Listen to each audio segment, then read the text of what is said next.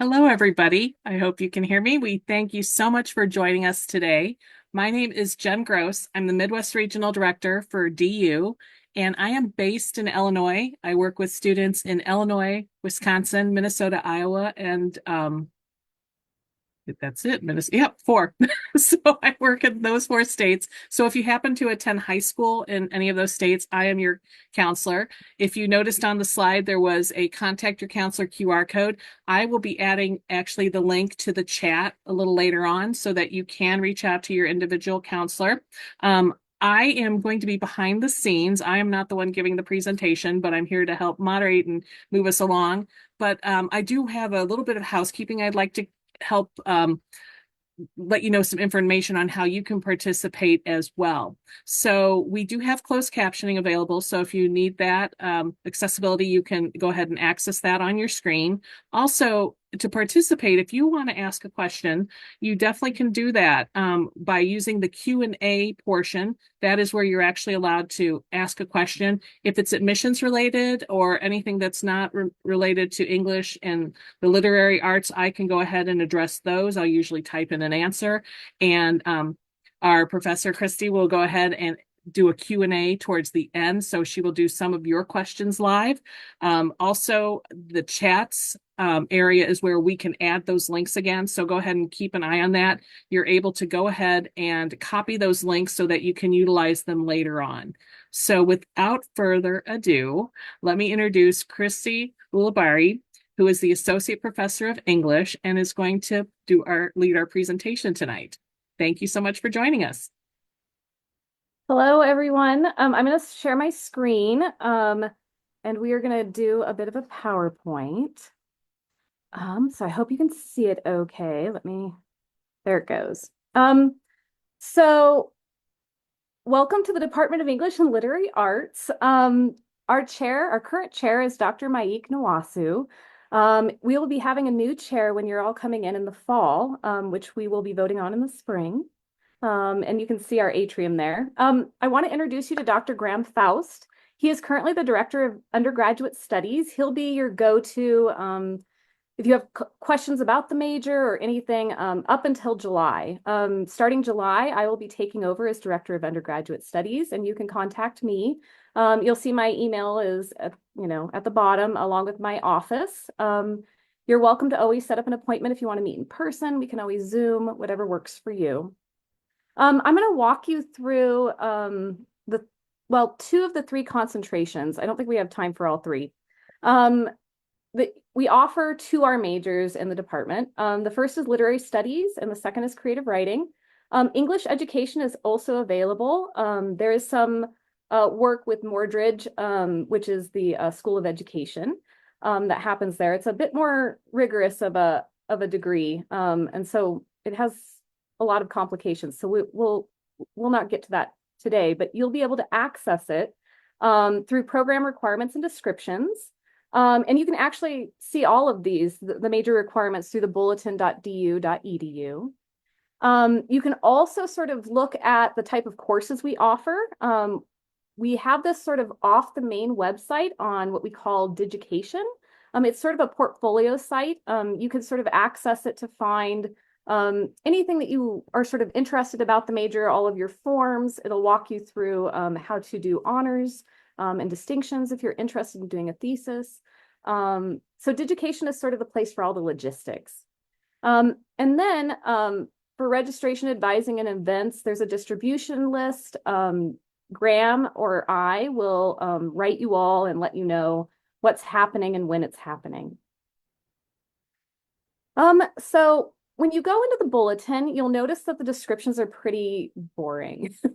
They're very, very legalese. They're supposed to be very, very brief. They're just sort of giving you a really quick and broad idea of what a course is about. So this is for one of our foundation courses, English 1110. It's a literary inquiry. It's available as a common curriculum, so it's a general ed class.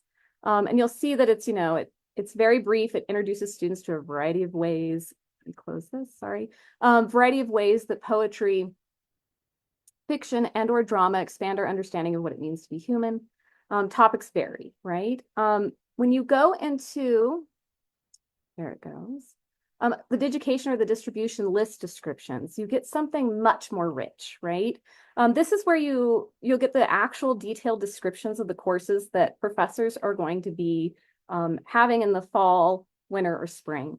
And you'll see in this one, we start with a Sigmund Freud quote to sort of grab your attention. And then it's in this course, we will historically contextualize and investigate philosophical theories regarding the uncanny through the lens of contemporary horror films, right? And there's a bunch of questions that you'll be thinking about.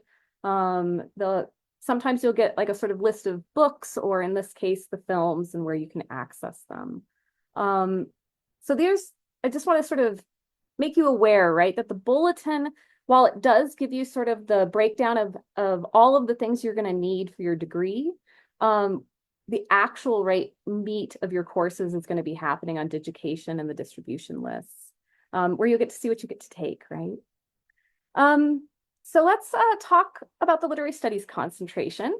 The literary studies concentration is pretty straightforward. Actually, both literary studies and creative writing have been pretty streamlined curricularly. You all have to take a foundation course. This is English 1010. It's an introductory topics. This is where we want to make sure that you know how to do basic literary analysis, close reading. When I taught it, I sort of brought in professors to speak to their fields, so you were able to meet the type of professors you might be taking in the future. These are offered every winter and spring. We recommend that you take them during your first year. Core studies, you have 4 2000 level courses to take. The 2000 level courses tend to be breadth courses or survey courses. You'll get a lot of our ethnic American lit classes here that are sort of introducing you to the field. But you'll also get sort of, you'll get some focused or thematic classes. We have like a topics in English where, you know, faculty will try out a course and see if they want to add it to the bulletin. Dr. Rachel Fetter teaches the later romantics. So instead of doing British romanticism and all of its, you know, grandness, she focuses into a single one. She actually also has a Frankenstein class that everybody loves because you get to talk about monsters, right? So the 2000 level courses are introductory, but they're going to give you a really rich entrance into different types of literary fields. Then we have advanced studies. You're required to take 4 3000 level courses. Some of these will be senior seminars, which are kind of thematic classes that faculty will teach. I know Dr. Billy Stratton taught one on cyberpunk and sci-fi at one point. And some of these are also going to be just a little bit more theoretical. So they're going to ask you to, you know, read a lot more criticism to sort of pair with your literary studies. I teach a cultural studies course where we read theory, but then we're also looking at, like, you know, cultural phenomenon, whether it's, you know, Beyonce's Lemonade to the, you know, the Taylor Swift fandom, right? So these can also be a little bit more fun in some ways because you already have the foundation to engage with these sorts of, you know, topics. Yeah.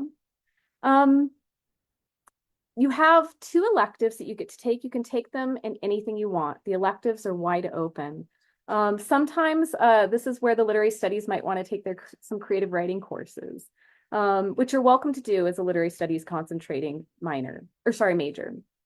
For creative writing, you have 2 foundations that you have to take rather than 1.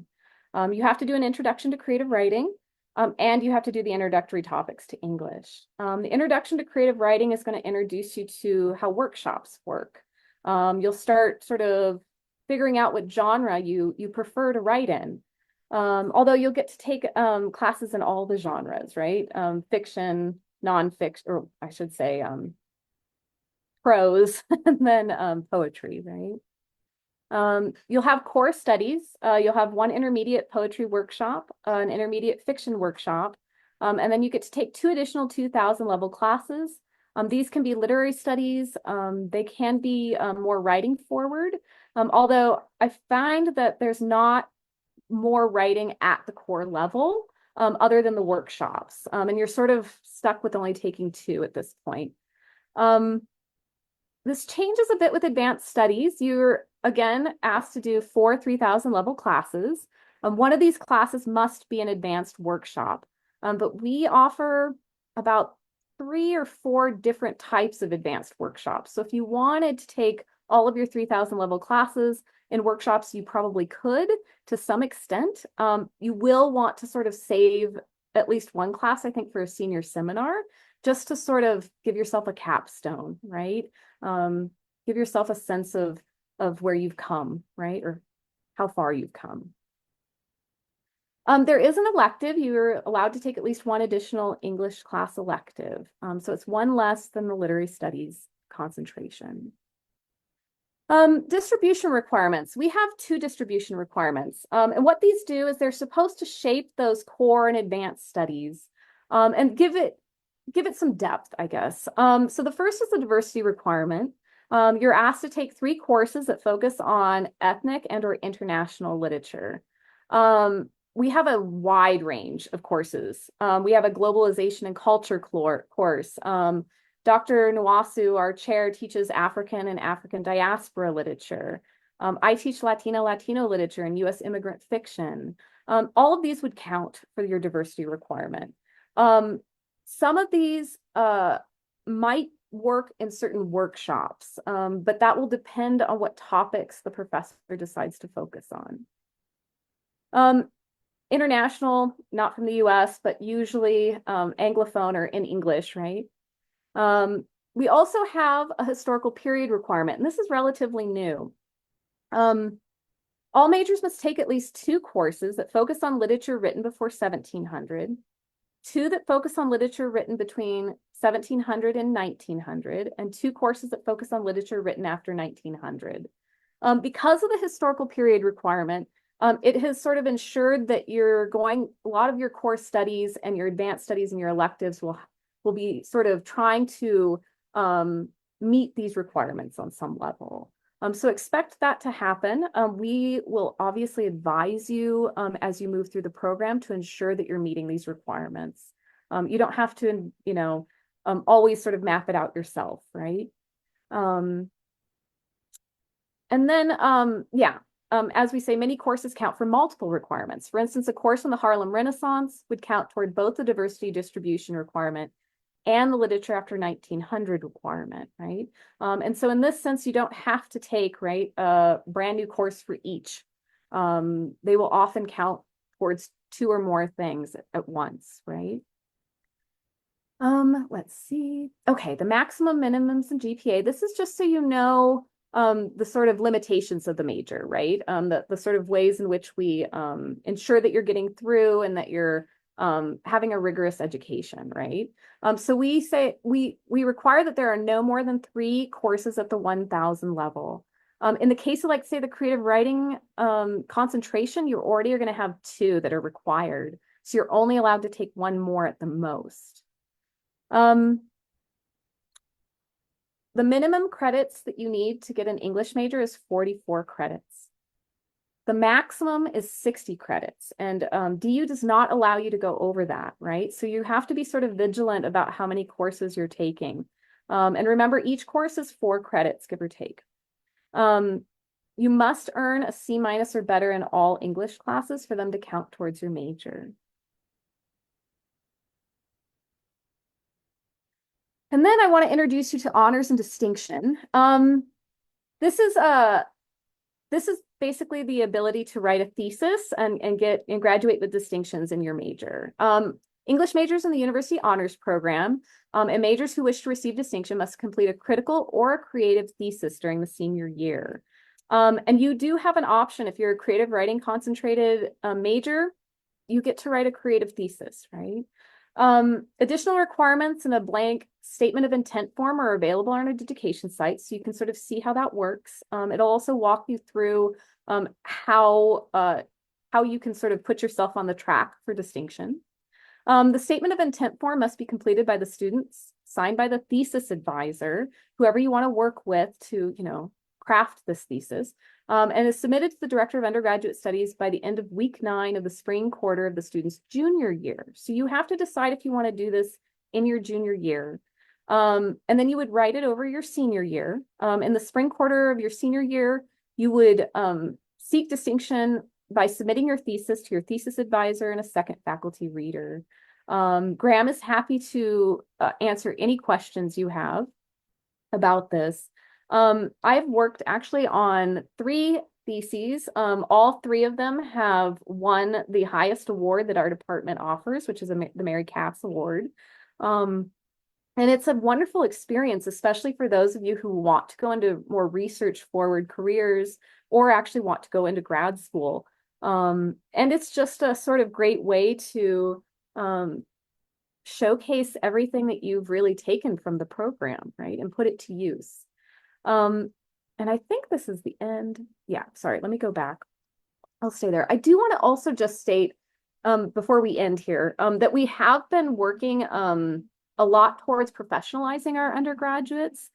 So we're starting to offer a career forum in the winter quarter where we talk about resources, we figure out sort of tracks and interests and how the English major can help meet those goals.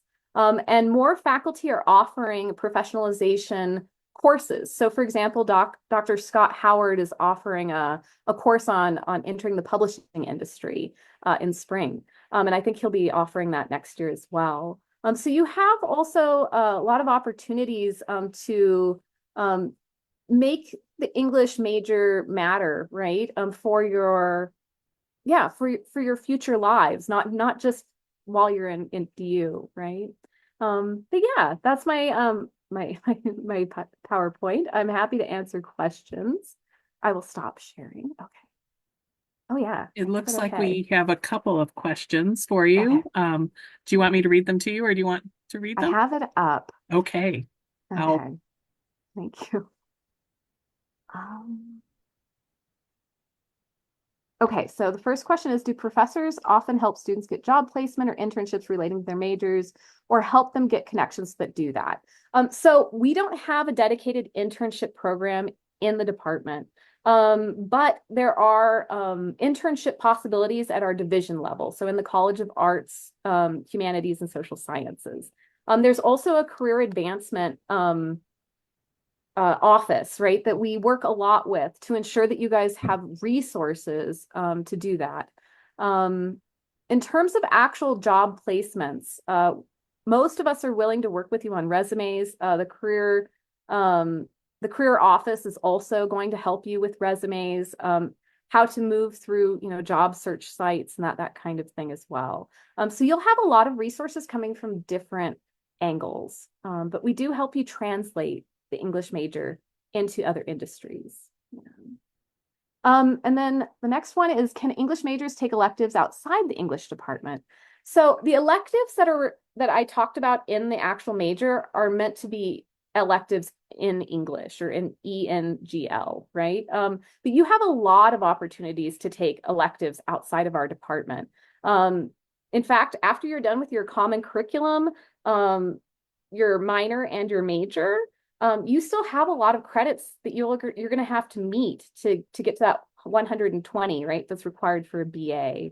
And that's where you're going to get to take all the electives you want, right? Outside of the English department. A lot of minors are also elective heavy. So you get to sort of choose from an array of classes within a different department. Yeah. Let's see, what percentage of English majors are doing a double major?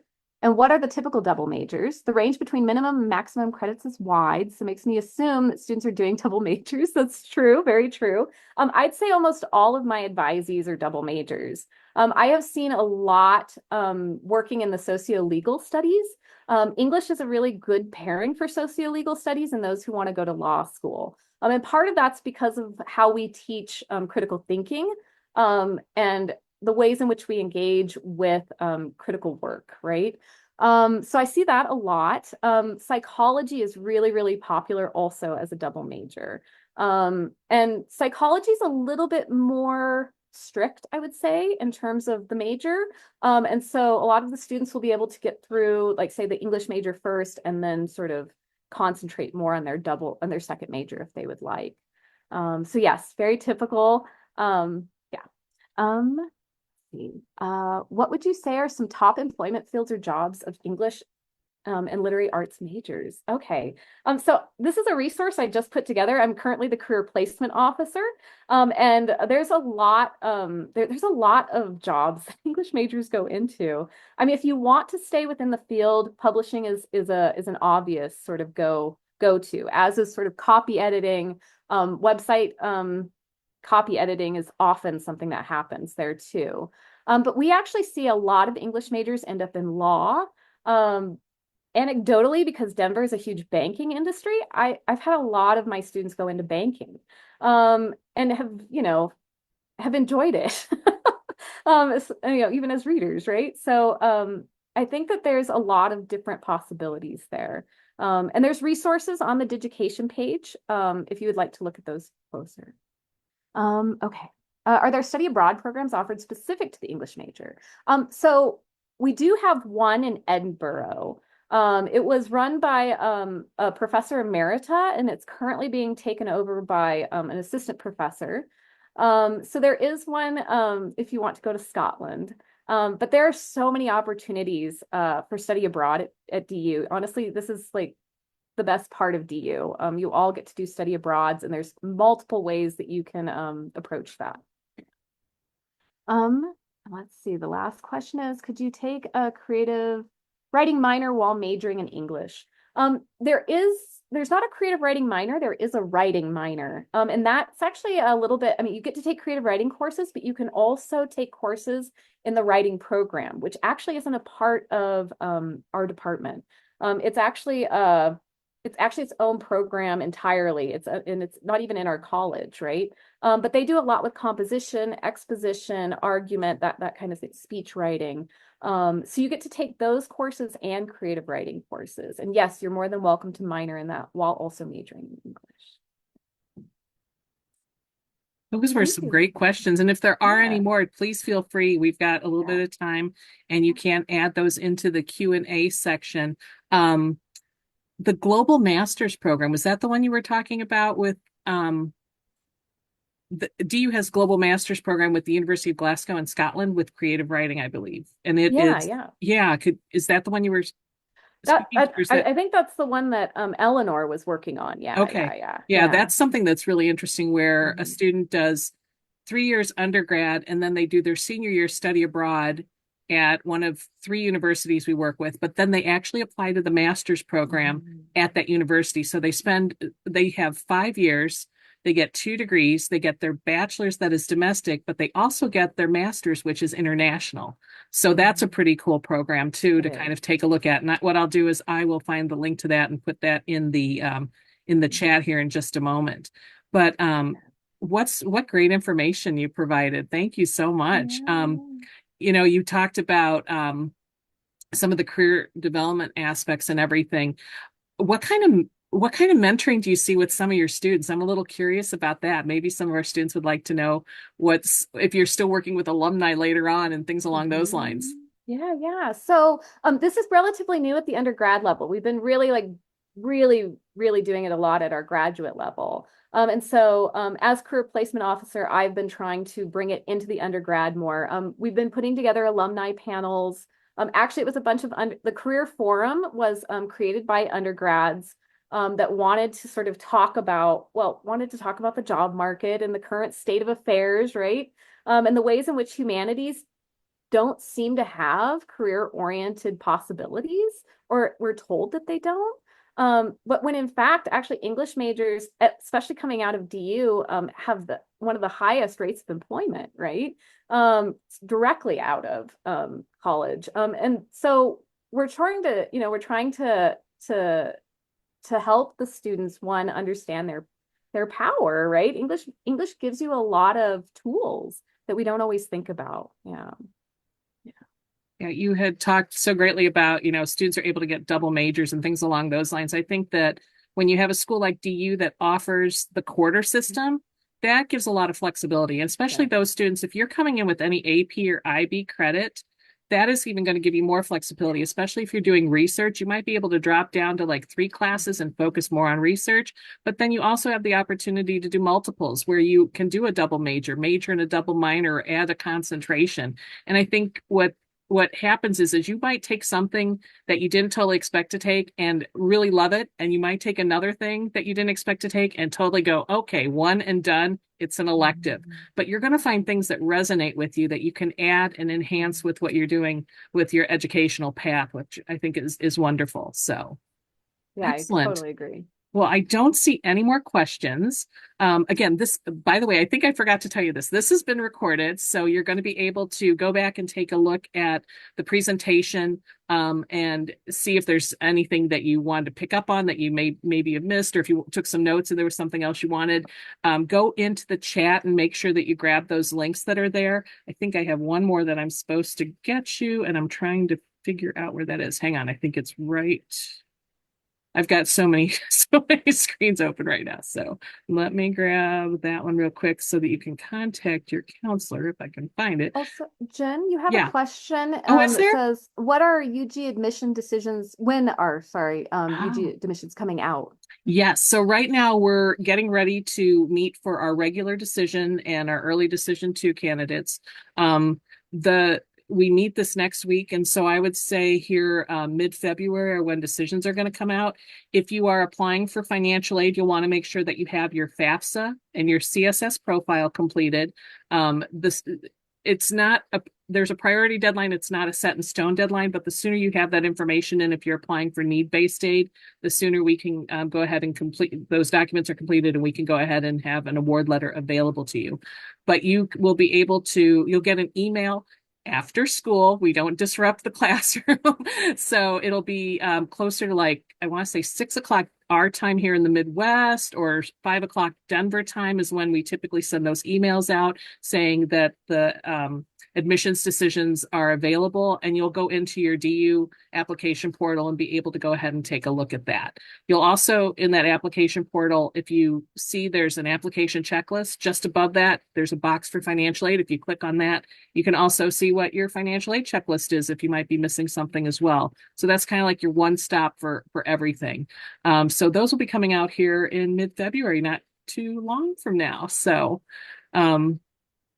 if there's any additional information that you want to add, you definitely can reach out to the counselors to do that. And I'm going to put that link in here.